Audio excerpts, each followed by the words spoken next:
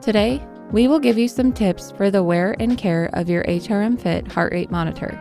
Taking proper care of your HRM-Fit will help keep it performing at its best. Without regular washing, sweat and salt can build up on the heart rate monitor and decrease data accuracy. To maintain optimal heart rate performance, be sure to rinse your strap after each use. After about 7 workouts, you'll need to clean the HRM-Fit. To do this, hand wash the strap in warm water using a small amount of mild detergent. Leave the clips open during washing to clean the insides, but don't force them open. Once you're done, thoroughly rinse the strap to remove the excess soap.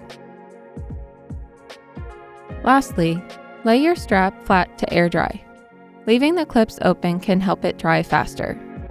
Do not clip the strap onto anything to hang dry.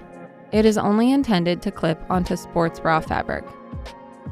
After the HRM-Fit is dry, close the clips and stow it away until your next activity. And that's all you need to know about taking care of your HRM-Fit. Thanks for watching. For more help, visit support.garmin.com.